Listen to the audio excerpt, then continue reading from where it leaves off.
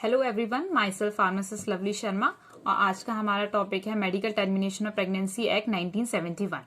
So start करते हैं। Firstly हम देखेंगे अवर टर्मिनेशन का क्या मतलब होता है। टर्मिनेशन मीन्स टू स्टॉप और टू एंड समथिंग। ठीक है, मेडिकल टर्म्स में देखा जाए तो मेडिकल टर्मिनेशन का मीन्स क्या होता है। Medical termination means abortion of a pregnant woman. This act applied in whole India except Jammu and Kashmir. बहुत से ऐसे सेंट्रल एक्ट्स है जो कि खाली इंडिया में ही अप्लाइड होते हैं, जम्मू कश्मीर में अप्लाइड नहीं होते। बट लेटेस्ट ऑन 5 अगस्त 2019 जो अमित शाह जी हैं उन्होंने आर्टिकल 370 अबॉलिश कर दिया था, जिसकी वजह से जो एमटीबी एक्ट है वो जम्मू कश्मीर में भी लागू होता है। ये एक्ट अप्लाइड हुआ था 10 अगस्त 1971 में। इसके रूल्स 1975 में बने, इसके रेगुलेशन 2003 में आए थे। एमटीपी जो है मेडिकल टर्मिनेशन ऑफ प्रेगनेंसी वो खाली आरएमपी कर सकता है। RMP means registered medical practitioner. इसकी डेफिनेशन हम बाद में डिस्कस करेंगे। स्टार्ट करते हैं विजिट्स ऑब्जेक्टिव। इसका फर्स्ट ऑब्जेक्टिव है to overall improve the mother's health related to pregnancy. जो प्रेगनेंसी के टाइम पे मदर की हेल्थ से रिलेटेड जो भी चीजें हैं उसको इंप्रूव करना। सेकेंड है हमारा helps to reduce maternal mortality and mobility resulting from illegal abortion. जो पहले के टाइम पे क्या होता था, कोई भी रिकॉर्ड नहीं होता था, इलीगल एबॉर्शन होते थे, जिसकी वजह से जो हमारा डेथ रेट और बर्थ रेट है उसको वो इम्बेलेंस हो जाता था, उसको रिड्यूस करना। एंड थर्ड है हमारा to regulate and assure assist to safe abortion case and defines when where and under what condition abortion is permissible. तीसरा पॉइंट में ये कह रहा है कि हम लोगों कब कहाँ और कौन सी ऐसी पर्टिकुलर प्लेस है जहां पे हम एबॉर्शन कर सकते हैं या करा सकते हैं। ठीक है, इस एक्ट में हम लोग मेनली 3 कंपोनेंट्स के बारे में डिस्कस करेंगे। पहला है हमारा conditions under which the pregnancy can be terminated. वो कौन कौन सी कंडीशंस है जिसमें कि प्रेगनेंसी को हम टर्मिनेट करा सकते हैं। सेकेंड है हमारा person who can perform such termination. कौन से पर्सन है जो हम लोग जो टर्मिनेशन को परफॉर्म कर सकते हैं। थर्ड है हमारा place where such termination can be perform. वो कौन सी प्लेस है जहां पे हम टर्मिनेशन को कर सकते हैं। ठीक है, फर्स्टली हम डिस्कस करेंगे conditions under which pregnancy can be terminated. ठीक है, इसका फर्स्ट पॉइंट है हेल्थ एस्पेक्ट्स। हेल्थ एस्पेक्ट्स में क्या होता है, व्हेन आप pregnancy poses a grave risk to the life or to the physical or mental health of a woman। Pregnancy अगर कोई मदर है, अगर वो प्रेगनेंसी को अडॉप्ट कर रही है तो उस टाइम पे अगर किसी मदर की हेल्थ को कोई भी रिस्क है, मेंटली फिजिकली कोई भी रिस्क है, तो उस टाइम पे हम एबॉर्शन करा सकते हैं। सेकेंड है हमारे eugenic. Eugenic means risk to the child. अगर प्रेगनेंसी के टाइम पे चाइल्ड को कोई रिस्क है, अगर कभी ऐसे केसेस होते हैं, ये भी डॉक्टर्स कहते हैं कि अगर कोई मदर चाइल्ड को बर्थ देगी तो उसको हो सकता है कि वो सीरियसली हैंडीकैप्ड हो या उसे फिजिकल मेंटली कोई एबनॉर्मेलिटी हो, तो उस टाइम पे भी हम प्रेगनेंसी को टर्मिनेट करा सकते हैं। थर्ड है हमारा humanitarian. Humanitarian means pregnancy due to rape. अगर रेप की वजह से कोई वुमेन प्रेग्नेंट हो जाती है तो उस टाइम पे भी हम एबॉर्शन करा सकते हैं। सेकेंड है हमारा pregnancy due to intercourse with mental ill women और ल्यूनेटिक वुमेन।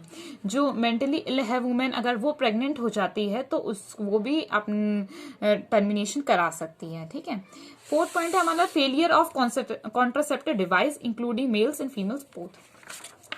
ठीक है, सेकेंड पॉइंट हम डिस्कस करेंगे person who can perform such terminations and और uh conditions under which termination can be done.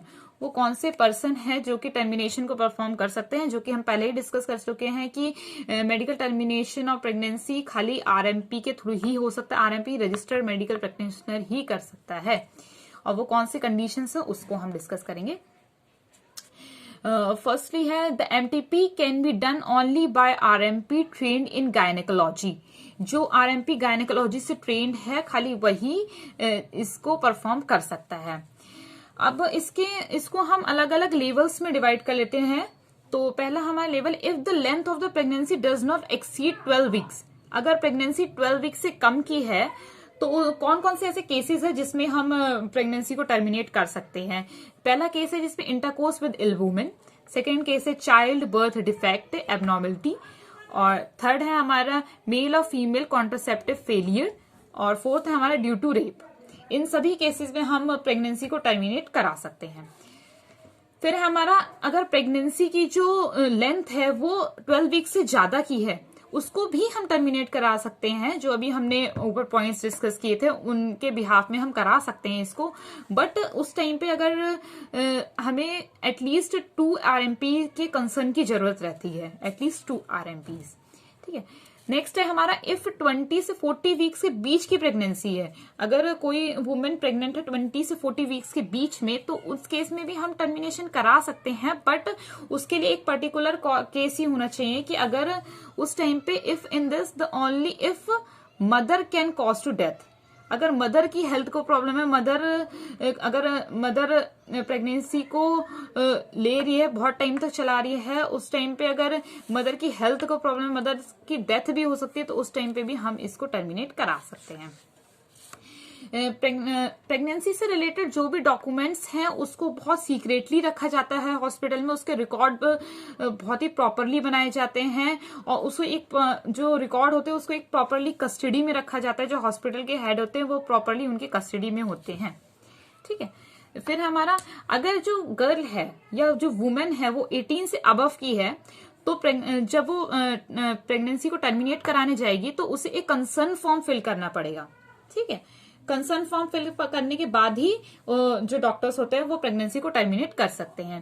Second है हमारा अगर जो गर्ल या वुमेन है जो 18 से स्मॉल है, 18 ईयर्स से छोटी है, अगर वो प्रेग्नेंट हो जाती है तो उस टाइम पे जो कंसर्न फॉर्म है वो गार्जियन भर सकते हैं, गार्जियन उसको फिल कर सकते हैं। और in case of lunatic women, जो ल्यूनेटिक मेंटली इल वुमेन्स होती हैं, उस टाइम उनके केस में भी जो गार्जियन है उसको कंसर्न फॉर्म फिल कर सकते हैं। कंसर्न फॉर्म को हम लोग फॉर्म C भी बोलते हैं इन मेडिकल टर्म्स। नेक्स्ट है हमारा qualification of RMP for MTP। वो कौन कौन सी क्वालिफिकेशंस होनी चाहिए RMP की कि वो एक टर्मिनेशन परफॉर्म कर सके। ठीक है, तो इसको हम 2 पार्ट में डिवाइड कर लेते हैं मेनली। एक है बिफोर एक्ट, एक है after act. Before act means act जब नहीं बना तो उससे पहले क्या क्वालिफिकेशंस चाहिए होती थी, और आफ्टर एक्ट मीन्स जब एक्ट बन गया तो उसमें क्या क्या चेंजेस हुए क्वालिफिकेशन में, ये हम डिस्कस करेंगे। बिफोर एक्ट के लिए हम लोग स्टार्ट करते हैं। बिफोर एक्ट में हमें मिनिमम 3 इयर्स के एक्सपीरियंस होना चाहिए in gynaecology and obstetrics. Gynaecology में 3 इयर्स के एक्सपीरियंस होना चाहिए for those who are RMP before MTP act established. फिर हम डिस्कस करेंगे आफ्टर एक्ट। जब एक्ट बन गया उस टाइम पे क्या क्या चेंजेस हुए, क्या क्या क्वालिफिकेशंस चाहिए हैं RMP को एक मेडिकल टर्मिनेशन कराने के लिए प्रेगनेंसी की। तो उसमें है RMP should be qualified with the approved college and should be registered in Indian Pharmacy Council। ये बहुत ही इंपॉर्टेंट पॉइंट है कि जो RMP है वो इंडियन फार्मेसी काउंसिल में रजिस्टर्ड होना चाहिए उसका नाम। सेकेंड है हमारा 6 मंथ हाउस सर्जरी का एक्सपीरियंस होना चाहिए उसको। अगर वो नहीं है तो उसे 1 से 1.5 ईयर्स का एक्सपीरियंस होना चाहिए in a field of gynaecology. अगर वो भी नहीं है किसी के पास तो at least 25 cases of abortion assist करे होने चाहिए विद RMP। जैसे जो RMP के असिस्टेंट टाइप के होते हैं या तो उन्होंने उस लेवल पे काम करा होना चाहिए। और अगर वो भी नहीं है तो इफ नो एक्सपीरियंस, अगर इसके अलावा ये सब एक्सपीरियंस नहीं है, अबव एक्सपीरियंस नहीं है अगर उसके पास, तो एटलीस्ट डिप्लोमा इन गायनेकोलॉजी होना चाहिए या फिर पोस्ट और मास्टर्स गायनेकोलॉजी डिग्री उसके पास होनी चाहिए। ये जो क्वालिफिकेशंस हम लोगों ने डिस्कस करी ये मस्ट हैं एक RMP के लिए मेडिकल टर्मिनेशन और प्रेगनेंसी करने के लिए। ठीक है, प्रेगनेंसी होने के बाद जो RMP होता है उसे एक प्रेगनेंसी जब टर्मिनेट करा देता है तो एक RMP जो होता है उसको उसके बाद एक फॉर्म फिल करना पड़ता है जिसका नाम होता है form 1 with in 3 years after abortion, जिसको हम सर्टिफिकेशन ऑफ टर्मिनेशन भी कहा जाता है। फिर हम डिस्कस करेंगे place where pregnancy can be terminated. वो कौन सी प्लेसेस है जहां प्रेगनेंसी को टर्मिनेट किया जा सकता है। फर्स्ट प्लेस है हॉस्पिटल, स्टेब्लिश्ड और प्लेस मेंटेन बाय गवर्नमेंट। कोई भी हॉस्पिटल जो गवर्नमेंट से अप्रूव्ड है मेडिकल टर्मिनेशन प्रेगनेंसी कराने के लिए वहां कराया जा सकता है। और a place for a timing approve for the purpose of this act by government और district level committee constituted by the government. और कोई प्लेस है जो कि अप्रूव्ड है सेंट्रल गवर्नमेंट से और डिस्ट्रिक्ट लेवल कमिटी से जहां पे हम मेडिकल टर्मिनेशन प्रेगनेंसी करा सकते हैं। ठीक है, approval of the place, place को भी अप्रूवल कराने के लिए बहुत स्टेप्स हैं, तो इसको हम देखेंगे। Medical termination can only be done by RMP at approved place. ये तो हमने पहले ही डिस्कस कर लिया कि जो आरएमपी ही जो है जो एमटीपी को कंडक्ट कर सकता है, ठीक है। The application for the approval of the place should be address to the CMO of the district. जो हम लोग को प्लेस को अप्रूव कराने के लिए एक एप्लीकेशन हम लोग लिखते हैं जो कि हमें सेंड करनी होती है सीएमओ को। उसके बाद सीएमओ जो होती है वो उस प्लेस पे आके पर्सनली वेरीफाई करती हैं कि वहां पे जो भी प्रॉपर चीजें होनी चाहिए एक मेडिकल टर्मिनेशन कराने के लिए, जो भी नीड्स होते हैं वो वहां पे प्रॉपरली है कि नहीं है, और should done under hygienic conditions. वहां पे जो भी प्रेगनेंसी है वो हाइजीनिक कंडीशंस में हो रही है, हॉस्पिटल पूरा हाइजीनिक का ध्यान रख रहा है कि नहीं रख रहा है, ठीक है। उसके बाद हम डिस्कस करेंगे in case of first termination. In case of first trimester और टर्मिनेशन मीन्स जो कि प्रेगनेंसी है जो 12 वीक से कम की है, उस टाइम पे हम लोग देखेंगे। उस टाइम पे जो सीएमओ है वो ये चेक करती हैं कि गायनेकोलॉजी और सीएमओ और गायनेकोलॉजिस्ट जो होती हैं वो एग्जामिन करती हैं उस प्लेस का कि वहां पे एक पर्टिकुलर लेबर टेबल है कि नहीं है, स्टेरलाइज इक्विपमेंट्स है कि नहीं है, प्रॉपर ड्रग्स जो होती हैं इमरजेंसी के टाइम पे यूज होती हैं वो वहां पे है कि नहीं है, पेरेंटल फ्लूइड्स जो इमरजेंसी में यूज होते हैं वो वहां है कि नहीं है, और उसके साथ साथ वहां पे बैकअप फैसिलिटीज होनी चाहिए for the treatment of shock and facilities for transportation for emergency cases के लिए वहां पे इतनी सारी फैसिलिटीज वहां होनी चाहिए।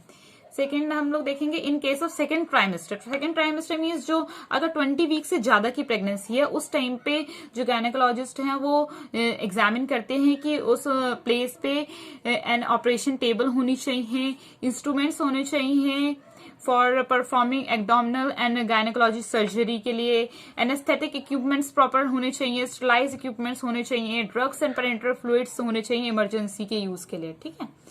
उसके बाद क्या होता है, फिर जब वो सीएमओ अगर सेटिस्फाई होते हैं कि वहां पे जो रिक्वायरमेंट है वो पूरी है तो फिर जो सीएमओ की तरफ से एक इश्यू होता है सर्टिफिकेट ऑफ अप्रूवल उस प्लेस के लिए। उस सर्टिफिकेट ऑफ अप्रूवल को वहां हॉस्पिटल में डिस्प्ले किया जाता है so that it can be easily visible to the person visiting the place, ठीक है। फिर है हमारा the CMO can inspect the place and has the right to cancel और सस्पेंड द सर्टिफिकेट अप्रूवल। ऐसा नहीं होता कि सीएमओ एक बार आए और उस प्लेस को वेरीफाई करके चले गए, उसके बाद फिर उनको मतलब नहीं है, वो टाइम टू टाइमली वहां पे आते रहते हैं, उसको अगेन एंड अगेन चेक करते रहते हैं उस प्लेस को कि वहां पे प्रॉपरली रूल्स फॉलो हो रहे हैं कि नहीं हो रहे हैं। और अगर सीएमओ को लगता है कि वहां पे जो भी रिक्वायरमेंट्स हैं वो फुलफिल नहीं हो पा रही हैं तो CMO has a right to cancel और suspend the licence of the approval, ठीक है। नेक्स्ट पॉइंट है हमारा admission register. Admission registers means क्या होता है कि जब कोई भी जो पेशेंट है वहां पे हॉस्पिटल में जब वो एडमिट होता है तो वहां एक पर्टिकुलर उसका रिकॉर्ड बनाया जाता है। ऐसे ही इस एक्ट में फर्स्ट पॉइंट हम डिस्कस करेंगे, every head of the hospital और owner of the approved place shall maintain a register for recording their in the admission of the women for the termination of their pregnancies. जो भी pregnant women's वहां पे termination के लिए आती है उनका प्रॉपर रिकॉर्ड बनाया जाता है, वहां पे प्रॉपर रिकॉर्ड बनाया जाता है और उसको हमने पहले भी बताया कि उसको हम प्रॉपरली सीक्रेट फॉर्म में रखते हैं। ये नहीं कि वो किसी के भी हाथ लग गया तो ऐसा नहीं होता है, वहां पे पर्टिकुलर प्रॉपर रजिस्टर बनाया जाता है और उसको मतलब the entries in the admission register shall be made serially year wise particular register बनाया जाता है और उसको पर्टिकुलरली सेफ रखा जाता है। And the admission register shall be secret document. वो जो एडमिशन रजिस्टर होता है वो एक सीक्रेट डॉक्यूमेंट होता है जिसमें कि इंफॉर्मेशन रहती है अबाउट द प्रेग्नेंट वुमेन, और ये जो है वो किसी के भी सामने डिस्क्लोज नहीं करा जाता है, किसी के भी सामने डिस्क्लोज नहीं किया जाता है। फिर हमारा the register shall be kept in the custody of the head of the hospital, जो कि हमने पहले देखा कि जो रजिस्टर होता है वो प्रॉपरली जो हॉस्पिटल के हेड होते हैं उसकी कस्टडी में रखा जाता है, ठीक है, ताकि वो प्रॉपरली सीक्रेट फॉर्म में रहे। Every admission register shall be destroyed on the expiry period of 5 years from the date of the last entry in that register. and other papers or the expiry of a period of 3 years from the data of the termination of the pregnancy concerned. Second है हमारा point, no entry shall be made in any case sheet, operation theatre register, follow upgrade और any other document और register except the admission register. Admission register के अलावा और कहीं भी ये एंट्रीज को नहीं रखा जाता है. ये भी एक सीक्रेट रखने का एक फॉर्म है, उसको सीक्रेट रखा जाता है. फिर इसके लास्ट में हम लोग पढ़ेंगे offences and penalties. Offences means क्या होता है? ऑफेंसेस मीन्स जो हम लोग हिंदी में कहा जाए तो जो हम गुनाह करते हैं उसको हम ऑफेंसेस बोलेंगे. और पेनल्टीज मीन्स जब हम कोई गुनाह करते हैं तो उसके जो पनिशमेंट मिली होती है उसको हम पेनल्टीज बोलते हैं. तो पहले हम डिस्कस करते हैं ऑफेंसेस में क्या क्या चीजें आती हैं. Termination of pregnancy by a person other than RMP. RMP में रजिस्टर्ड मेडिकल प्रैक्टिस है. सेकेंड हमारा termination of pregnancy in the place other than prescribe. और थर्ड हमारा any person being owner of a place which is not approved. इन तीनों ही cases में imprisonment होता है 2 से 7 ईयर्स तक का, ये उसकी पेनल्टी होती है. फिर है हमारा fourth point, with full contravention और with full failure to comply with the requirement of regulation. अगर कोई भी रूल्स फॉलो नहीं कर रहा है तो उस पे 1000 रुपीज तक का फाइन लग सकता है. ठीक है. एक नोट है, the termination of the pregnancy by a person who is not RMP shall be punishable under Indian penal code. कोई भी जो आरएमपी नहीं है वो उस टर्मिनेशन को नहीं कर सकता. ठीक है, according to Indian penal code. फिर इसके बाद इस एमटीपी एक्ट में कुछ डेफिनेशंस आती हैं जो कि बहुत इंपॉर्टेंट होती है, एग्जाम्स में बहुत ही इंपॉर्टेंट रहती हैं. इसको एक बार हम देख लेते हैं. बहुत सिंपल डेफिनेशंस हैं, एक बार इसको हम डिस्कस कर लेते हैं. फर्स्ट है हमारा गार्जियन. गार्जियन क्या होता है? Guardian means a person having a care of a person of a minor और mentally ill person. Minor means जो 18 ईयर से कम की एज के होते हैं उसको हम माइनर बोलते हैं. तो उनका जो ख्याल रखते हैं, या फिर जो मेंटल इल पर्सन होते हैं या जो लुनाटिक वुमेन्स होती हैं उनका ख्याल कौन रखता है? उनको जो भी उनका केयर टेक करता है उनको हम गार्जियन बोलते हैं. सेकेंड है हमारा ल्यूनाटिक और मेंटली इल पर्सन.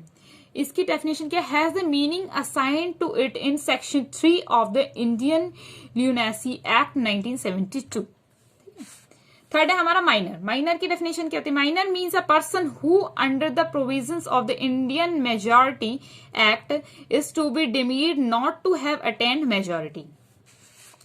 सेकेंड है हमारा आरएमपी, जो हम लोगों ने डिस्कस किया. आरएमपी रजिस्टर्ड मेडिकल प्रैक्टिशनर की प्रॉपर एक डेफिनेशन है मेडिकल फॉर्म में, और अगर एग्जाम्स में आपके ये आता है तो आप प्रॉपरली यही डेफिनेशन लिख के आए तो आपको अच्छे नंबर मिल जाएंगे.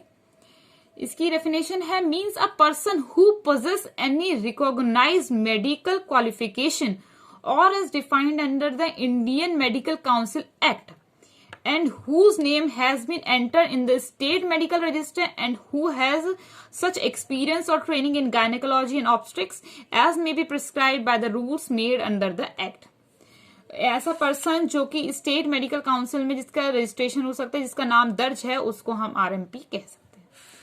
सेकेंड है हमारा CMO. CMO means chief medical officer, means the CMO of the district by what ever name called. Second है हमारा हॉस्पिटल. हॉस्पिटल की क्या डेफिनेशन होती है? हॉस्पिटल की डेफिनेशन है, means a hospital established and maintained by the central government और the government of the union territory, जो कि अप्रूव्ड है सेंट्रल गवर्नमेंट से, उसको हॉस्पिटल कहा जाता है. Admission register. Admission register means the register made under the regulations 5.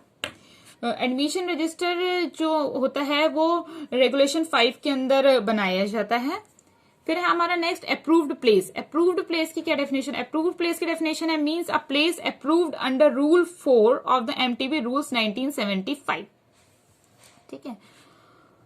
फिर है हमारा place. Place means such building, tent, vehicle और वेसल और part thereof as used for the establishment और maintenance thereat what is used और intend to be used for the termination of pregnancy.